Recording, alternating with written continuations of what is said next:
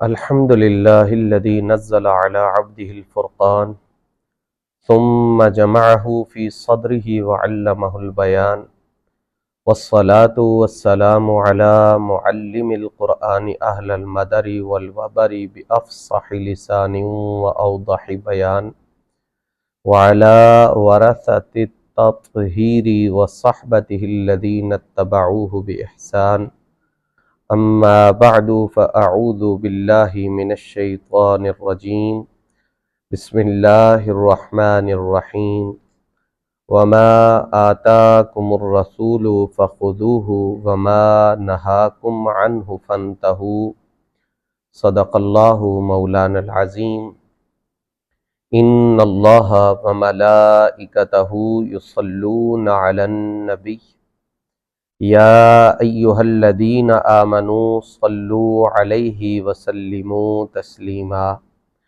اللہم صلی علی محمد وعلی آل محمد وبارک وسلم۔ ناظرین کرام، اللہ جل جلالہ کے فضل و کرم سے آقا کریم رؤوف الرحیم صلی اللہ تعالی علیہ وآلہ وسلم کی نگاہ لطف سے بزرگان دین اولیاء اللہ کے فیوز و برکات کی بدولت آج ہم دروس ہدیۃ الرسول کی 7ویں نشست کا آغاز کر رہے ہیں۔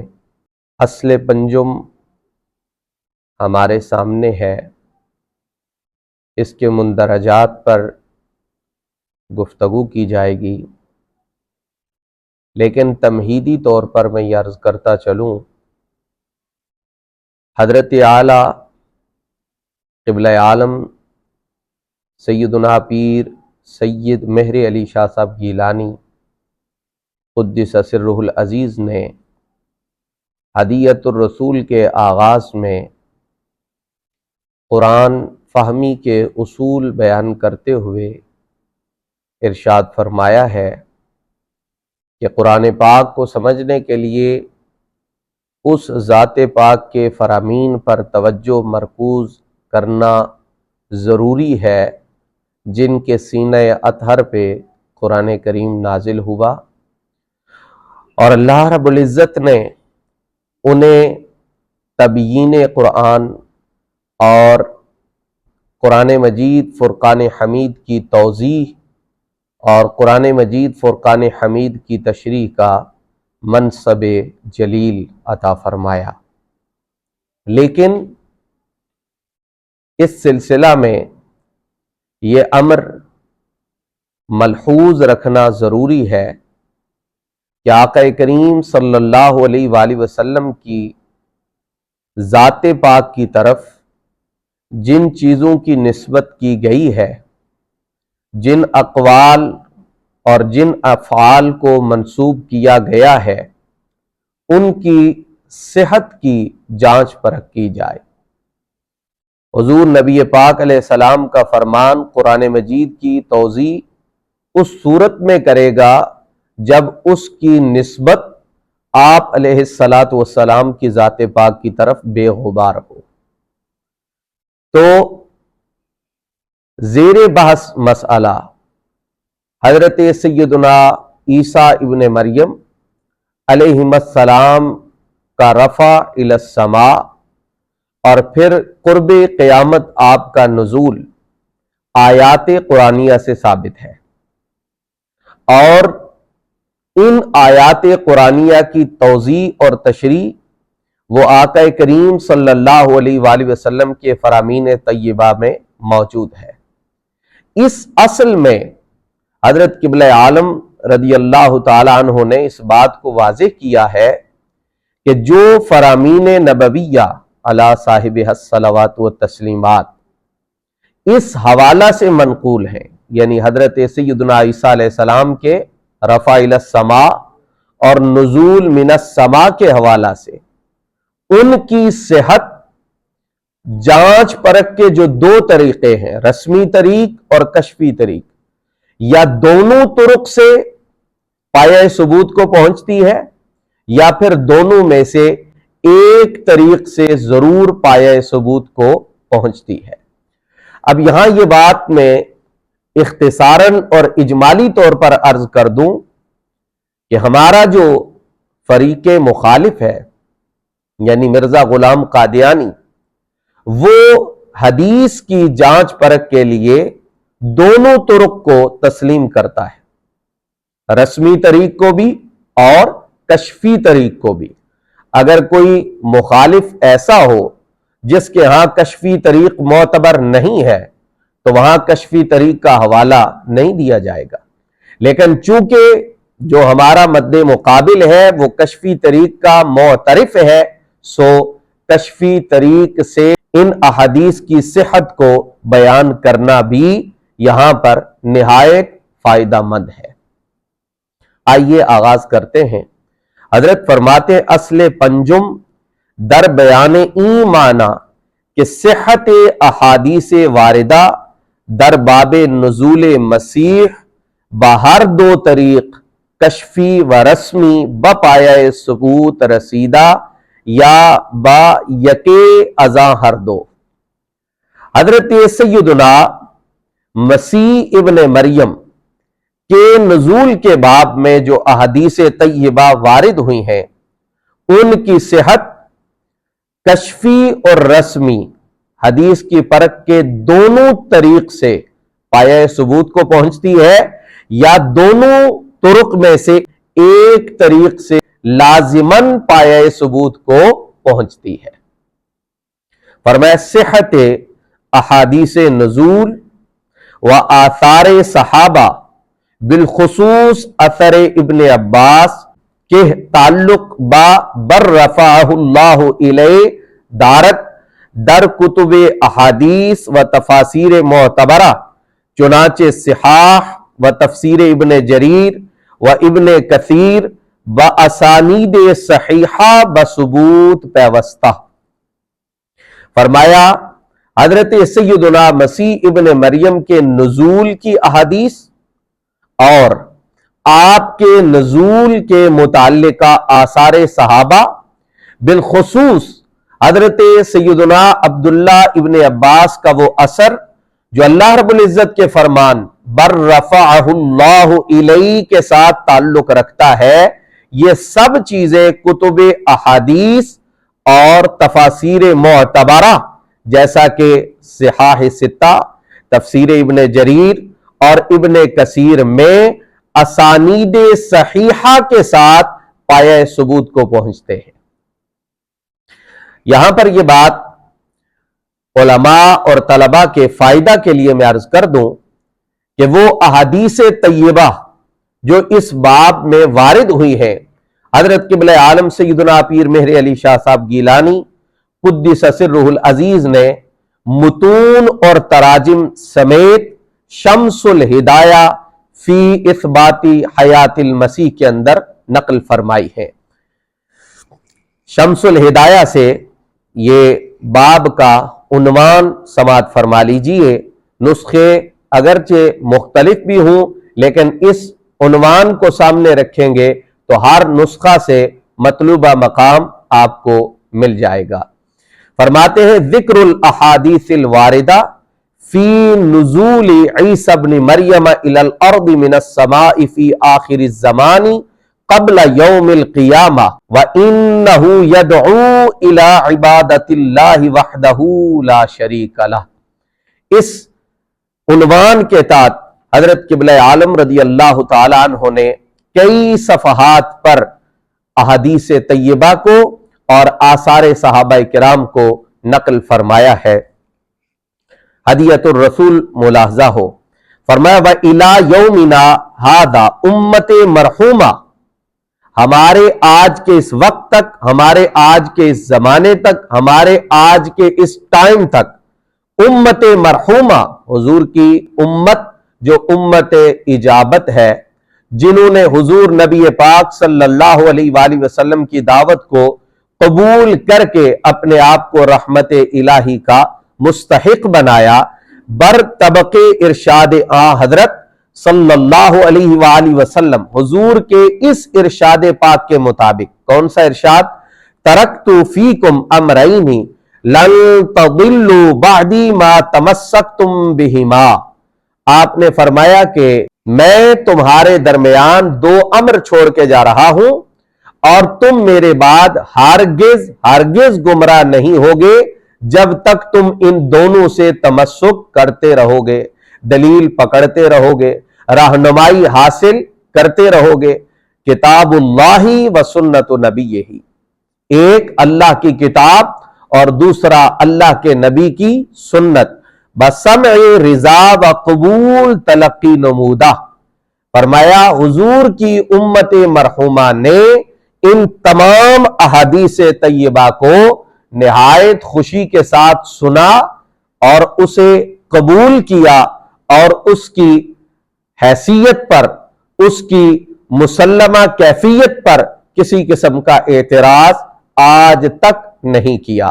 فرمایا عبارات کتب مذکورہ ان قریب خواہن آمد، ان مذکورہ کتب جن کے اسماء ذکر کیے گئے ہیں ان کی عبارات ان قریب آئیں گی۔ فرمایا وَأَمَّا ثبوت کشفی، فرمایا اور بہرحال ثبوت کشفی، چونکہ جو ثبوت رسمی ہے اس کی بابت بات ہو چکی ہے۔ صحاح کا آپ نے نام لیا، صحاح کے اندر جو کتب آئی ہیں ان کی صحت رسمی طریق کے ساتھ ثابت ہے۔ پھر آپ نے کچھ تفاسیر کا نام لیا، جیسا کہ تفسیر ابن جریر، تفسیر ابن کثیر، ان کے اندر جو احادیث طیبہ اور جو آثار صحابہ آئے ہیں ان کی صحت معلوم کرنے کا طریق رسمی ہے۔ یہاں سے حضرت رسمی طریق کا ذکر کرنے کے بعد کشفی طریق کی بات فرما رہے ہیں۔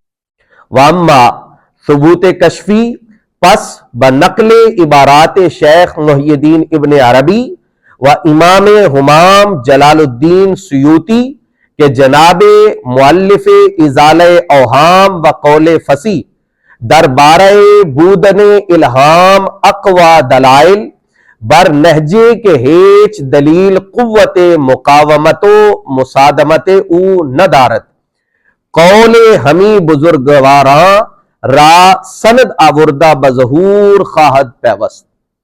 فرمایا جو ثبوت کشفی ہے تو وہ حضرت شیخ اکبر محی الدین ابن عربی رحمہ اللہ تعالی اور حضرت جلال الدین سیوطی رحمہ اللہ تعالی کی عبارت کے ساتھ درجہ ظہور کو پہنچ جائے گا۔ اب سوال یہ ہے کہ کیا یہ دونوں شخصیات مرزا غلام قادیانی کے ہاں معتبر ہیں؟ تو حضرت فرماتے ہیں، فرمایا ازالہ اوہام کے مؤلف اور قول فصیح کے مؤلف، یہ دونوں کا مؤلف مرزا غلام احمد قادیانی ہے۔ کہا ازالہ اوہام کے مؤلف اور قول فصیح کے مؤلف یعنی مرزا غلام احمد قادیانی نے الہام کے تمام دلائل سے قوی ترین دلیل ہونے پر ان ہی بزرگوں کی عبارات کو بطور سند پیش کیا ہے۔ تو اب اگر مرزا قادیانی ان بزرگوں کی عبارات الہام کی قوت ثابت کرنے کے لیے، الہام کو دلیل قوی ثابت کرنے کے لیے خود پیش کر رہا ہے، تو ہم اگر حضرت سیدنا مسیح علیہ السلام کے رفع اور آپ کے نزول کی بابت ان کی کتب سے احادیث طیبہ پیش کریں، اور جہاں انہوں نے یہ بھی کہا ہو کہ ان روایات کی صحت کشفی طریق سے پایہ ثبوت کو پہنچتی ہے، تو یہ مرزا کے لیے مسلم ہونی چاہیے۔ اور فرمایا کہ مرزا نے تو الہام کو ان بزرگوں کی عبارات کی روشنی میں ایسی قوی دلیل ثابت کیا ہے کہ کوئی دلیل الہام کا مقابلہ نہیں کر سکتی۔ یہ آپ سمجھ رہے ہیں کہ اپنے الہامات کو ثابت کرنے کے لیے جو بنیاد مرزا غلام احمد قادیانی نے متعین کی وہ یہی تھی کہ سارے دلائل ایک طرف ہوں اور میرے الہامات ایک طرف ہوں، تو معتبر میرے الہامات ہوں گے، نہ قرآن کا اعتبار الیاذ باللہ، نہ حدیث کا اعتبار الیاذ باللہ، اور نہ ہی آثار صحابہ اور اقوال سلف کا، اور یہ آپ دیکھیں گے کہ عملی طور پر اس نے ایسا کیا بھی ہے۔ فرمایا اما اینجا بلائے ناگہانی بنظر می آیت کہ علاج پذیر نیست. فرمایا بہرحال اس جگہ مرزا قادیانی پر ایک ناگہانی مصیبت پڑے گی، ایک ناگہانی آفت پڑے گی جو علاج پذیر نہیں ہے، جس کا کوئی علاج ممکن نہیں ہے، کیونکہ وہ حضرت شیخ اکبر کو معتبر مان چکا ہے. جب شیخ اکبر کو معتبر مان لیا تو پھر شیخ اکبر کی کتاب سے ہم حوالہ پیش کر رہے ہیں سیدنا مسیح ابن مریم کے نزول کے حوالہ سے. فرمایا چے محی الدین ابن عربی قدس سرہ در جلد اول فتوحات حدیث ضریب بن برثملا وسیع مسیح ابن مریم را نقل فرمودہ می گوید کہ این حدیث اگرچہ علماء رسوم در صحت او تکلم نمودہ لیکن نزد ما کشفن بپایہ ثبوت رسیدہ است.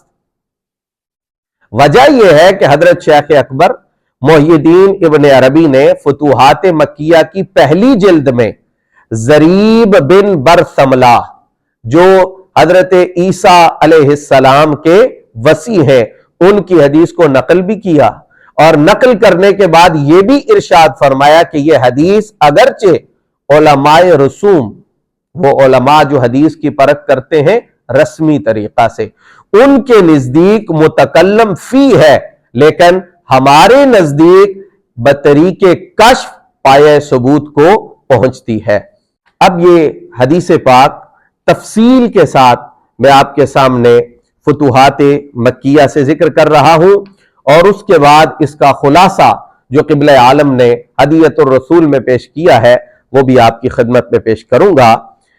حضرت شیخ اکبر فرماتے ہیں حدثنا عن ابن عمر رضی اللہ تعالی عنہما قال كتب عمر بن الخطاب الى سعد بن ابی وقاص وهو بالقادسیہ.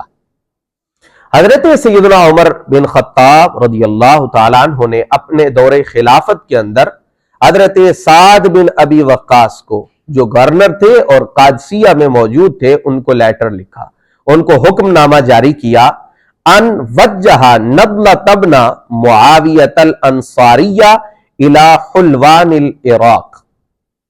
ایسا کرو نبلہ بن معاویہ انصاری کو حلوان عراق کی طرف بھیجو، روانہ کرو. فل یغر علی ضواحیہا، وہاں جائے اور اس علاقے سے مال غنیمت بھی اکٹھا کرے، اور ساتھ ساتھ جو لوگ قیدی بن کے آئیں ان کو بھی قیدی بنا کر لایا جائے. قال راوی نے کہا فوجہ سعد النبلۃ فی 300 فارس. حضرت سعد بن ابی وقاص رضی اللہ تعالی عنہ نے 300 گھڑ سواروں کے ساتھ نبلہ کو روانہ کر دیا حلوان عراق کی طرف.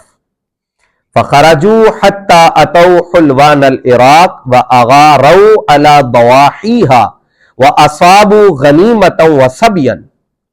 اب یہ لوگ حلوان عراق میں پہنچے اور وہاں سے انہوں نے بہت سارا مال غنیمت بھی اکٹھا کیا اور بہت سارے قیدی بھی اپنی گرفت میں کر کے لائے. فاقبلوا، اب یہ چلے اپنی منزل کی جانب. یسوقون الغنیمہ، یہ مال غنیمت کو، والسبیہ، اور قیدیوں کو آگے آگے ہانک رہے تھے. حتی رحقت بہم العصر وکادت الشمس ان تغرب، یہاں تک کہ عصر کا وقت نکلنے لگا، سورج غروب ہونے کے قریب پہنچ گیا. فَأَلْجَا نَبْلَةُ السَّبْيَ وَالْغَنِيمَةَ إِلَى صَفْحِ الْجَبَلِ. اللہ اکبر. حضرت نبلہ فوری گھبرا گئے، پریشان ہو گئے، اور جو کچھ تھا، چاہے وہ مال تھا چاہے وہ قیدی تھے، ان کو پہاڑ کی ایک جانب کیا کہ نماز جا رہی ہے، نماز کا وقت گزر رہا ہے. یعنی حضرات صحابہ کرام رضوان اللہ علیہم اجمعین کسی حال میں بھی نماز کے حوالہ سے غفلت کا تصور بھی نہیں کر سکتے تھے. فرمایا ثم قام، پھر حضرت نبلہ کھڑے ہوئے. فأذن فقال اللہ اکبر اللہ اکبر. آپ نے کھڑے ہو کر اذان شروع کی اور کہا اللہ اکبر اللہ اکبر. قال مجیب من الجبل یجیبہ، آپ کے سامنے جو پہاڑ تھا اس میں سے ایک جواب دینے والے نے آپ کی اذان کا جواب دیا. وقال کبرت کبیرا یا نبلۃ، اس نے کہا کہ اے نبلہ تو نے اللہ جل جلالہ کی بڑائی بیان کی، اس ذات کے بڑا ہونے کا اعلان کیا، اس ذات کی کبریائی کو اذان کے لفظوں کی صورت میں ذکر کیا. ثم قال اشہد ان لا الہ الا اللہ فقال کلمۃ الاخلاص یا نبلہ، پھر حضرت نبلہ نے کہا اشہد ان لا الہ الا اللہ، تو اس جواب دینے والے نے کہا یہ اخلاص کا کلمہ ہے اے نبلہ. وقال اشہد ان محمد رسول اللہ، اب آپ نے جب اشہد ان محمد رسول اللہ کہا فقال هو الدین وهو الذی بشرنا به عیسی ابن مریم علیہ السلام، کہا یہ دین ہے اور یہی وہ ذات پاک ہے جن کے متعلق ہمیں حضرت سیدنا عیسیٰ علیہ السلام نے بشارت دی تھی. وَعَلَى رَأْسِ أُمَّتِهِ تَقُومُ السَّاعَةُ، اور یہی وہ ذات ہے یعنی محمد صلی اللہ علیہ وآلہ وسلم جن کی امت پر قیامت آئے گی، یعنی ان کی امت کے آخری لوگ ہوں گے تو قیامت قائم ہو جائے گی. ثم قال حی علی الصلاۃ، پھر یہ جملہ کہا قال طوبی لمن مشى الیہا وواظب علیہا، بشارت ہے اس کے لیے جو نماز کی طرف چلا اور اس نے نماز پر باقاعدگی اختیار کی. ثم قال حی علی الفلاح، جب یہ کہا قال قد افلح من اجاب محمدا وهو البقاء لامته، کہا تحقیق کامیاب ہو گیا وہ شخص جس نے محمد صلی اللہ علیہ وآلہ وسلم کی دعوت کو قبول کیا، اور یہی قبول دعوت اس امت کی بقا کی دلیل ہے. جب دنیا میں کوئی بھی اس دعوت کو قبول کرنے والا نہ رہے گا قیامت آ جائے گی، دنیا ختم ہو جائے گی. قال اللہ اکبر اللہ اکبر، قال کبرت کبیرا، قال لا الہ الا اللہ، قال اخلصت الاخلاص یا نبلہ فحرم اللہ جسدک علی النار، اے نبلہ اللہ تیرے جسم کو آگ پر حرام کر دے. قال فلما فرغ من اذانہ قمنا فقلنا من انت یرحمک اللہ املک انت ام ساکن من الجن ام من عباد اللہ. راوی کہتا ہے کہ جب حضرت نبلہ اپنی اذان سے فارغ ہوئے ہم کھڑے ہوئے، بس ہم نے کہا کون ہے تو جو اذان کا جواب دے رہا ہے اور یہ باتیں کر رہا ہے، یہ الفاظ تیری زبان سے تیری آواز سے ہماری سماعتوں تک پہنچ رہے ہیں، کون ہے تو؟ کیا تو فرشتہ ہے یا یہاں رہنے والا کوئی جن ہے یا پھر تو اللہ تعالی کے بندوں میں سے کوئی بندہ ہے؟ کون ہے؟ اسمعتنا صوتک فارینا شخصک، تو نے ہمیں اپنی آواز تو سنا دی ہے، ہمیں اپنی ذات بھی دکھا دے، چہرہ بھی دکھا دے، زیارت بھی کروا دے. فَإِنَّا وَفْدُ اللَّهِ وَوَفْدُ رَسُولِ اللَّهِ وَوَفْدُ عُمَرَ بْنِ الْخَطَّابِ، ہم اللہ کا وفد ہیں، ہم رسول اللہ کا وفد ہیں، اور ہم عمر بن خطاب رضی اللہ تعالی عنہ کا وفد ہیں. قال فانفلق الجبل عن ہامۃ کالرحا، راوی نے کہا کہ پھر پہاڑ پھٹا اور اس سے ایک شخص نکلا جس کا سر یوں تھا جیسے کہ چکی یا چکی کا پاٹ. کہا ابید الرأس، وہ سفید سر والا تھا، سر کے بال سفید ہو چکے تھے. واللحیہ، داڑھی بھی سفید تھی. علیہ تمران من صوف، اور اس پر صوف کی 2 چادریں تھی. فقال السلام علیکم ورحمۃ اللہ وبرکاتہ، اس نے کہا السلام علیکم ورحمۃ اللہ وبرکاتہ.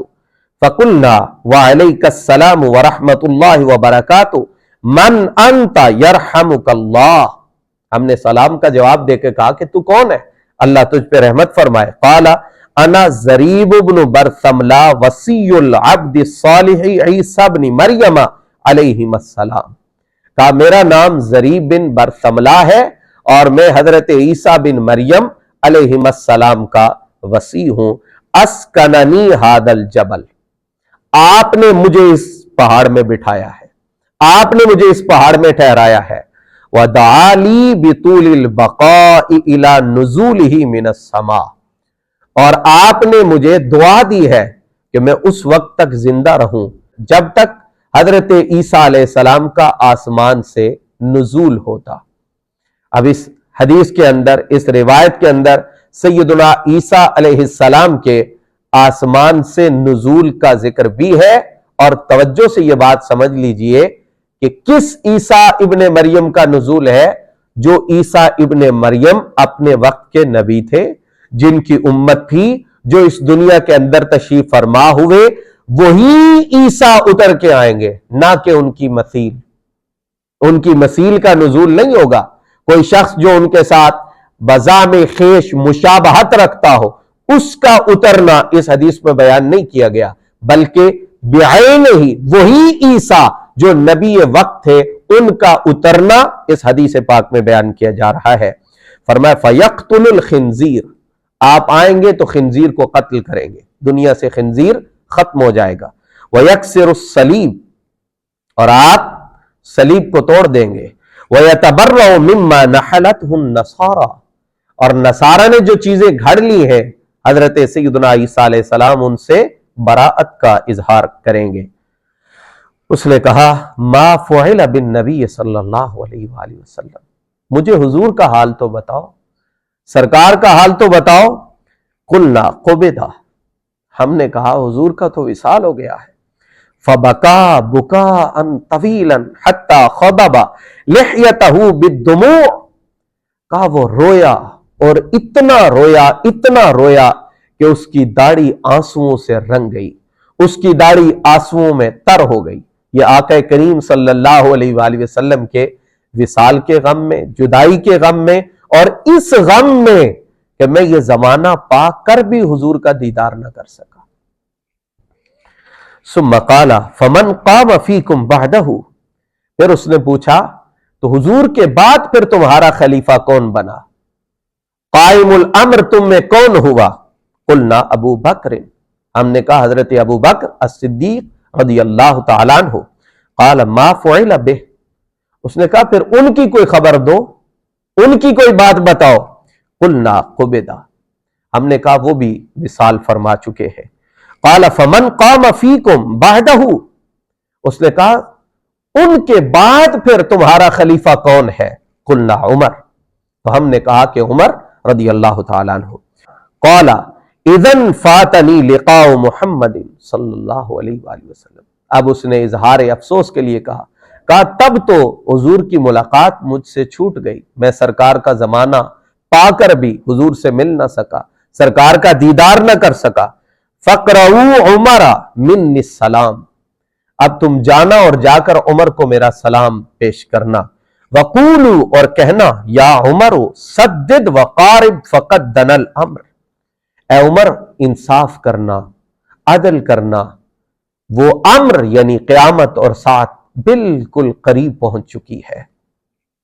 وَأَخْبِرُوهُ بِهَذِهِ الْخِصَالِ الَّتِي أُخْبِرُكُمْ بِهَا، اور جا کر عمر کو یہ خصال بتانا، یہ چیزیں بتانا، یہ علامات ذکر کرنا جن کی اب میں تمہیں خبر دینے لگا ہوں. یا عمر اذا ظہرت هذه الخصال فی امت محمد صلی اللہ علیہ وآلہ وسلم فالحرب الحرب، اے عمر جب یہ خصال محمد صلی اللہ علیہ وآلہ وسلم کی امت میں ظاہر ہو جائیں تو پھر کیا ہے؟ الحرب الحرب، بھاگنا بھاگنا، اپنے آپ کو بچانا، اپنے ایمان کی خیر منانا. کیا اذا استغنى الرجال بالرجال والنساء بالنساء، نعوذ باللہ، کہا جب مرد مردوں کے ساتھ عورتوں سے بے نیاز ہو جائیں اور عورتیں عورتوں کے سبب مردوں سے بے نیاز ہو جائے، یعنی مرد مردوں کے ساتھ بدکاری میں مشغول ہوں، عورتیں عورتوں کے ساتھ بدکاری میں مشغول ہوں. فرمایا وَانْتَصَبُوا فِي غَيْرِ مَنَاسِبِهِمْ وَانْتَمَوْا إِلَى غَيْرِ مَوَالِيهِمْ، لوگ جن لوگوں کے نسب سے نہیں ہیں ان کی طرف اپنی نسبت کرنا شروع کر دیں، جن موالی سے ان کا تعلق نہیں ہے ان موالی کی طرف اپنے آپ کو منسوب کرنا شروع کر دیں، یعنی لوگ نسب بدلنا شروع کر دیں، ذات قبیلہ تبدیل کرنا شروع کر دیں۔ فرمایا وَلَمْ يَرْحَمْ كَبِيرُهُمْ صَغِيرَهُمْ، اور ان کے بڑے چھوٹوں پر رحم کرنا چھوڑ دیں۔ وَلَمْ يُوَقِّرْ صَغِيرُهُمْ كَبِيرَهُمْ، اور ان کے چھوٹے بڑوں کا اعزاز، اکرام، توقیر، عزت، احترام کرنا چھوڑ دیں۔ وَتُرِكَ الْأَمْرُ بِالْمَعْرُوفِ فَلَمْ يُؤْمَرْ بِهِ وَتُرِكَ النَّهْيُ عَنِ الْمُنْكَرِ فَلَمْ يُنْهَ عَنْهُ، امر بالمعروف چھوڑ دیا جائے، نیکی کا حکم نہ دیا جائے، نہی عن المنکر کو ترک کر دیا جائے، برائی سے نہ روکا جائے۔ وَتَعَلَّمَ عَالِمُهُمُ الْعِلْمَ لِيَجْلِبَ بِهِ الدَّنَانِيرَ وَالدَّرَاهِمْ، اور اس قوم کے علماء اس لیے علم سیکھنا شروع کر دیں کہ وہ درہم و دینار حاصل کر سکیں، دنیا مقصود ہو جائے، دنیا مطلوب ہو جائے، دنیا طلبی کے لیے علم حاصل کیا جائے۔ وَكَانَ الْمَطَرُ قَيْضًا، اور بارشیں گرم ہو جائیں، بارش ہونے کے باوجود بھی ٹھنڈک نہ ہو، یا پھر سرے سے بارشیں بند ہو جائیں اور بارشوں کی جگہ خشکی ہو، یا بارشیں ہوں لیکن ان سے مطلوبہ فائدہ حاصل نہ ہو۔ وَالْوَلَدُ غَيْضًا، اور اولاد جو ہے وہ غیظ و غضب کا سبب بن جائے، یا اولاد غیظ و غضب میں مبتلا ہو جائے۔ وَطَوَّلُ الْمَنَابِرْ، اور لوگ ممبروں کو اونچا بنائے، بڑے بڑے ممبر، اونچے اونچے ممبر، لمبے لمبے ممبر بننا شروع ہو جائے۔ وَفَضَّدُ الْمَصَاحِفْ، اور قرآن مجید کے نسخوں کے اوپر چاندی چڑھائی جائے، سونا چڑھایا جائے۔ وَزَخْرَفُ الْمَسَاجِدْ، اور مساجد کی زیب و زینت میں مبالغہ سے کام لیا جائے۔ وَأَدْهَرُ الرُّشَا، اور لوگ رشوت کو ظاہر باہر لینا شروع کر دے، کسی کو رشوت لیتے ہوئے جھجک بھی محسوس نہ ہو۔ وَشَيَّدُ الْبِنَاء، اور عمارتیں مضبوط کریں، بڑی پختہ عمارتیں بنانا شروع کر دیں۔ وَاتَّبَعُوا الْهَوَىٰ، اور خواہشات کی پیروی کریں۔ وَبَاعُوا الدِّينَ بِالدُّنْيَا، اور دنیا کے بدلہ دین کا سودا کریں، دین بیچیں۔ وَاسْتَخْفُوا الدِّمَاء، اور خون کی قدر ہی کم ہو جائے، خون کی قدر ہی لوگوں کی نظر میں باقی نہ رہے، انسانی جان معمولی حیثیت اختیار کر جائے۔ وَتَقَطَّعَتِ الْأَرْحَامُ، اور ارحام قطع کر دیے جائیں، رشتوں کا پاس لحاظ نہ رہے۔ وَبِيعَ الْحَكَمُ وَبِيعَ الْحُكْمُ، دونوں طرح سے ضبط موجود ہے۔ پہلی صورت میں معنی یہ ہوگا کہ فیصلہ کرنے والے لوگ بک جائیں، اور دوسری صورت میں مطلب یہ ہوگا کہ فیصلے بکنے لگیں، فیصلوں کے سودے ہونے لگے۔ وَأُكِلَ الرِّبَا، اور سود کھایا جائے۔ وَصَارَ التَّسَلُّطُ فَخْرًا، لوگ حکومت کو باعث فخر سمجھیں۔ وَالْغِنَىٰ عِزًّا، اور مال دولت پیسے کو عزت سمجھیں۔ وَخَرَجَ الرَّجُلُ مِن بَيْتِهِ فَقَامَ إِلَيْهِ مَنْ هُوَ خَيْرٌ مِّنْهُ، اور بندہ اپنے گھر سے نکلے، وہ ادنا ہو لیکن اعلیٰ شخص جو اس سے بہتر ہے، جس کا مقام زیادہ ہے، وہ اس کی عزت اور توقیر کے لیے اٹھ کے کھڑا ہو، اس کے پیسے کی وجہ سے یا اس کے شر سے بچنے کے لیے۔ وَرَكَبَتِ النِّسَاءُ السُّرُوجَ، اور عورتیں زینوں پر سوار ہونا شروع کر دیں۔ آج آپ دیکھ رہے ہیں موٹر سائیکل کی سواری کے اوپر تنہا بھی عورتیں چل رہی ہیں، یہ مشابہت ہے گھوڑے کی زین کے ساتھ۔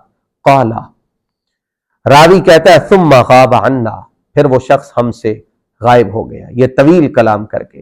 فَكَتَبَ بِذَلِكَ نَبْلَةُ إِلَى سَعْدٍ وَكَتَبَ سَعْدٌ إِلَى عُمَرٍ، یہ سارا قصہ حضرت نبلہ نے حضرت سعد کی طرف لکھ بھیجا، اور حضرت سعد نے حضرت فاروق اعظم کی طرف لکھ بھیجا۔ فَكَتَبَ عُمَرُ اِئْتِ أَنْتَ وَمَن مَّعَكَ مِنَ الْمُهَاجِرِينَ وَالْأَنصَارِ حَتَّى تَنزِلَ هذا الجبل، آپ نے کہا 7 تو خود جا اور 7 مہاجرین و انصار میں سے جتنے بندے لے جا سکتا ہے ان کو لے کر اس پہاڑ کی جگہ جا کر پہنچ، اتر وہاں پر۔ فَإِذَا لَقِيتَهُ فَقْرَأْهُ مِنِّي السَّلَامِ، جب تیری اس سے ملاقات ہو تو اس بندے کو میرا سلام کہنا۔ فَإِنَّ رسول اللہ صلی اللہ علیہ وآلہ وسلم قال، بے شک حضور علیہ الصلوۃ والسلام نے ارشاد فرمایا، ان بعد اوصیاء عیسی ابن مریم علیہ السلام نزل بذلک الجبل بناحیۃ العراق، سرکار نے ہمیں بتایا ہے کہ حضرت عیسیٰ علیہ السلام کے کئی وسیع عراق کے ان پہاڑوں کے اندر موجود ہیں۔ فنزل سعد فی 4000 من المہاجرین والانصار حتی نزل الجبل 40 یوما ینادی بالاذان فی وقت کل صلاۃ فلم یجد، حضرت سعد پہنچے تو صحیح 4000 مہاجرین و انصار کو لے کر، 40 دن وہاں قیام بھی کیا، ہر نماز کے وقت پابندی سے اذان بھی دیتے رہے، لیکن وہ بندہ انہیں دوبارہ نہ مل سکا۔ اب یہ روایت بیان کرنے کے بعد شیخ محی الدین ابن عربی فرماتے قلنا هذا الحدیث وَإِن تُكُلِّمَ فِي طَرِيقِهِ فَهُوَ صَحِيحٌ عِنْدَ أَمْثَالِنَا كَشْفًا، فرمایا اگرچہ اس روایت کے طرق میں رسمی طور پر کلام کیا گیا ہے، لیکن جو ہمارے طبقہ کے لوگ ہیں ان کے نزدیک یہ روایت بطریق الکشف درست ہے، صحیح ہے۔ اب حضرت قبلہ عالم نے اس روایت کا خلاصہ بیان کیا، ہدیۃ الرسول، ملاحظہ ہو، فرمایا آن وسیع مسیح صحابہ را وقت مراجعت از حلوان عراق نزد کوہ ملاقی شدہ، فرمایا وہ حضرت عیسیٰ علیہ السلام کا جو وسیع تھا صحابہ کرام کو حلوان عراق سے واپسی کے وقت ایک پہاڑ کے قریب ملا، اس نے ان سے ملاقات کی۔ می گویت کے مسیح ابن مریم دریں جبل مرا امر بسکون کردہ بود، اس نے کہا کہ حضرت عیسیٰ علیہ السلام نے مجھے یہاں ٹھہرنے کا حکم دیا تھا تا وقتے کہ من از آسمان نازل شوم ہمی جا بعبادت مشغول مانی، آپ نے مجھے فرمایا تھا کہ جب تک میں آسمان سے نزول کرتا اس وقت تک تو یہیں پر عبادت کے اندر مشغول رہنا۔ عمر رضی اللہ تعالی عنہ بعد استماع این واقعہ از صحابہ فرمود کہ ما نیز شنیدیم از رسول خدا صلی اللہ علیہ وآلہ وسلم کے بعد اد اوصیاء مسیح ابن مریم دریں کو ہستن، ان قریب نقل بعبارتہ مع ترجمہ می آیت، اس کا مطلب آپ جان چکے ہیں۔ اب یہ حدیث آ جانے کے بعد مرزا غلام قادیانی کی سٹیٹمنٹ حضرت سیدنا عیسیٰ علیہ السلام کی بابت، حضرت فرمایا جس میں مسیح چونکہ در خطہ دل پذیر کشمیر حسب قول جناب مؤلف ایام صلح مدفون است نزول او در قادیان بچہ مانا خواہد بود، فرمایا جب حضرت سیدنا عیسیٰ علیہ السلام کا جسد اطہر ایام الصلح کے مؤلف کے نزدیک زمین دل پذیر، خطہ دل پذیر کشمیر میں مدفون ہے، تو پھر ان کا نزول قادیان میں ہونا یہ کس معنی میں ہے؟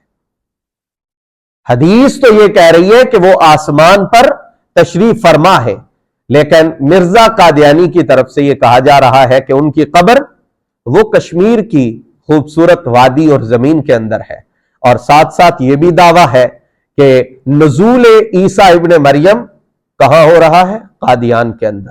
تو فرمایا جو مسیح دفن ہے کشمیر میں بقول مرزائیوں کے، اس ذات پاک کا نزول قادیان میں ہونا یہ کس معنی میں ہے؟ اس کا کیا مطلب ہے؟ بے معنی بات ہے۔ فرمایا وحدیث دیگر از مرویات احمد کہ ابن کثیر در تفسیر خود و علامہ سیوطی در در منصور آوردہ، اور دوسری حدیث جو امام احمد بن حنبل کی مرویات سے ہے اور تفسیر ابن کثیر کے اندر بھی موجود ہے، علامہ جلال الدین سیوطی نے اس کو تفسیر در منصور کے اندر بھی نقل فرمایا ہے۔ اب اس روایت کا خلاصہ یہاں سے سماعت فرما لیجیے۔ فرمایا کہ مسیح علی نبینا وعلیہ السلام شب معراج بعد وقوع گفتگو در بارہ قیامت گفتہ کے وقت معین اورا بغیر خدائے عز و جل کسے نمی دانت۔ خلاصہ یہ ہے کہ اس روایت کے اندر حضور علیہ السلام سے شب معراج آسمانوں پر نزول کے وقت حضرت مسیح ابن مریم نے کہا کہ جو قیامت کا ایگزیکٹ ٹائم ہے اس کے متعلق اللہ رب العزت کے سوا کوئی نہیں جانتا، وہی جانے گا جس کو قیامت کا معین علم اللہ رب العزت نے عطا فرمایا ہے، اس کے بتائے بغیر کوئی قیامت کے متعلق علم نہیں رکھتا کہ اس کا خاص وقت کون سا ہوگا۔ اما رب من با من عہد فرمودہ کہ قبل از قیام قیامت نازل خواہی شد، البتہ میرے ساتھ میرے رب نے یہ وعدہ فرمایا ہے کہ قیامت کے قیام سے پہلے تو نازل ہوگا۔ قیامت کب ہوگی یہ اللہ جانتا ہے، لیکن اللہ کا میرے ساتھ وعدہ ہے کہ قیامت کے قیام سے پہلے میرا زمین پر نزول ہوگا۔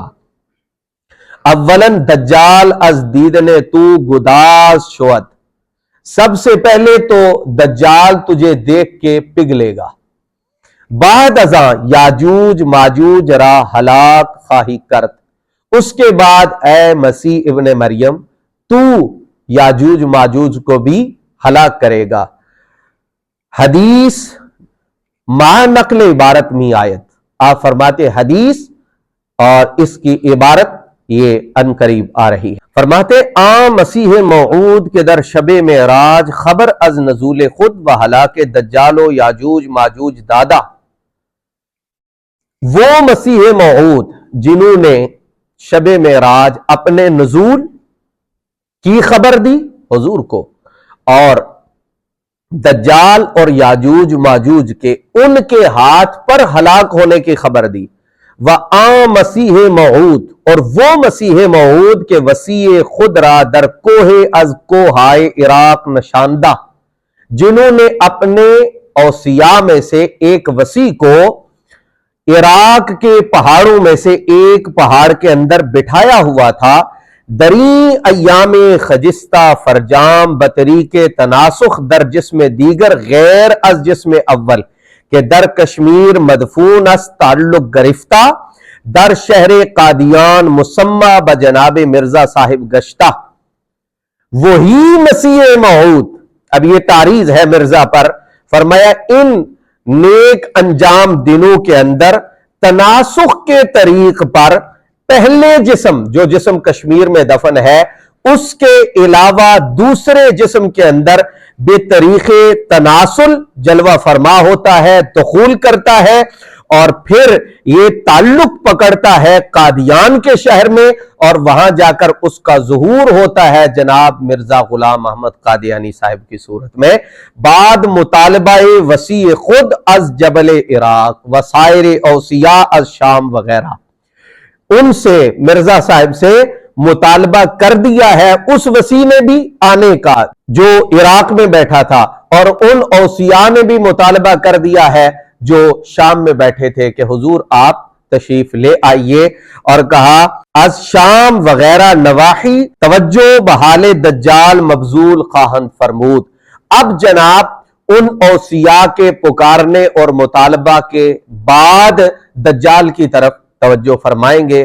بعدہ عنان ہمت بسوء یاجوج ماجوج منعطف خواہن نمود، اور اس کے بعد جناب پھر اپنی توجہ کا رخ وہ یاجوج ماجوج کی طرف کریں گے۔ فرمایا آنچے ناپذیری علاج گفتم از برائے آنکے۔ اب آپ اندازہ لگائیں، حضرت نے بطور تعریض فرمایا کوئی علامت بھی عیسیٰ علیہ السلام کی علامات میں سے اس میں موجود ہے؟ یہی تھا جس نے حضور علیہ السلام کو آسمان پہ اپنے نزول کی خبر دی، یہی تھا جس کے اوصیاء عراق اور شام کے پہاڑوں کے اندر موجود ہیں، یہی ہے جو دجال کو ہلاک کرے گا، یہی ہے جو یاجوج اور ماجوج کو ہلاک کرے گا، اور یہ سب کچھ نہ ہونے کے باوجود دعویٰ ہے مسیح موعود ہونے کا۔ حضرت فرماتے آنچے ناپذیری علاج گفتم، وہ جو میں نے کہا تھا نا کہ ایسی بیماری اور ایسی آفت آن پڑی ہے جس کا علاج مرزا کے پاس موجود نہیں ہے۔ فرمایا از برائے آنکے نہ انکار حدیث را راہے کہ کشفی است و نہ امکان تعویل را مساغے کے خسفی است۔ کہا اب نہ حدیث کا انکار کر سکتے ہیں کیونکہ یہ حدیث کشفی ہے اور ان کے نزدیک کشف معتبر ہے، اور پھر اس کو کشفی وہ شخصیت کہہ رہے ہیں جن کی عبارات کو مرزا الہام کے قوی دلیل ہونے کے لیے بطور سند پیش کرتا ہے۔ تو کہا حدیث کا انکار بھی نہیں کر سکتے چونکہ کشفی ہے۔ فرمایا یہاں تعویل کی گنجائش بھی نہیں ہے کیونکہ تعویل خسفی ہے۔ خسفی کیا ہے؟ حضرت فرماتے خود حاشیہ کے اندر یعنی منسوب بسوء خسف مراد نابود وغیر واقعی۔ فرمایا یہ خسفی منسوب ہے خسف کی طرف، مطلب اس کا کیا ہے؟ نابود وغیر واقعی، یعنی جس چیز کا وجود ہی نہیں ہے۔ چے تعویل بمثیل وقت درست آئد کے جناب مرزا صاحب شب معراج گفتگو نمودہ باشند یا وسیع خود را در کوہ عراق نشاندہ باشند۔ کہا یہ جو مسیل کی تعویل ہے یہ اس وقت درست ہو سکتی تھی جب کہ مرزا صاحب نے شب معراج حضور سے گفتگو کی ہوتی، یا پھر انہوں نے اپنے کسی وسیع کو عراق کے پہاڑوں میں بٹھایا ہوتا۔ جب کچھ نہیں ہے تو یہاں پر تعویل بھی مرزا صاحب کے کام نہیں آئے گی۔ فرمایا روئے فرار بکے آوردہ شوات، اب روئے فرار کس طرف پھیرا جائے گا؟ بھاگ کر کدھر جائیں گے؟ کوئی رستہ آپ کے پاس موجود نہیں ہے۔ آخر بہمی کے بطریق تناسخ روح مسیح کے نبی وقت بود و در شب معراج ذکر نزول خود پیش آ حضرت صلی اللہ علیہ وآلہ وسلم کردہ جس میں دیگر را مشرف فرمودہ رونق افروز قادیان گشتہ۔ فرمایا آخر یہی بات کرو گے نا کہ وہ مسیح ابن مریم جنہوں نے حضور سے معراج کی رات کلام بھی کیا اور جنہوں نے اپنا وسیع بھی عراق کے پہاڑوں میں بٹھا رکھا ہے تناسخ کے طریق پر۔ یہ تناسخ ہندوؤں کا عقیدہ ہے کہ ایک روح ایک جسم سے دوسرے جسم میں ٹرانسفر ہو سکتی ہے۔ کہا کہ تم یہی کہو گے کہ اس مسیح کی روح بطریق تناسخ دوسرے جسم میں داخل ہوئی، دوسرے جسم کو مشرف کیا اور پھر قادیان میں آ کر رونق افروز ہو گئی۔ حضرت فرماتے ہیں برادر اگر نویسم چے نویسم میں لکھوں تو کیا لکھوں، اگر گویم چے گویم میں کہوں تو کیا کہوں؟ کوئی معقول بات، کوئی معقول دلیل، کوئی معقول بنیاد ہو تو اس کا تعرض کیا جائے دلائل کے ساتھ۔ جب اس قسم کی شگفتہ مزاجیوں کا سامنا کرنا پڑ رہا ہے تو کہوں تو کیا، لکھوں تو کیا؟ فقط قلم اٹھانے سے مقصود کیا ہے؟ آپ نے اسے ذکر کیا اللہم اصلح امت محمد صلی اللہ علیہ وآلہ وسلم، یا اللہ اپنے محبوب کی امت کی اپنے کرم سے ہی اصلاح فرما، قادیانی کے فتنہ سے ان کو بچا، وَأَفْرِجْ عَنْ أُمَّتِ محمد صلی اللہ علیہ وآلہ وسلم، اور اپنے محبوب کی امت کو اس مصیبت سے نکال، وَاغْفِرْ أُمَّتَ محمد صلی اللہ علیہ وآلہ وسلم، اور یا اللہ اپنے محبوب کی امت کی بخشش فرما۔ اس دعائیہ کلام پر جو کہ حضرت قبلہ عالم کی تصانیف اور آپ کی تحریر کا مقصود اصلی ہے، اصل پنجم کا اختتام ہو رہا ہے۔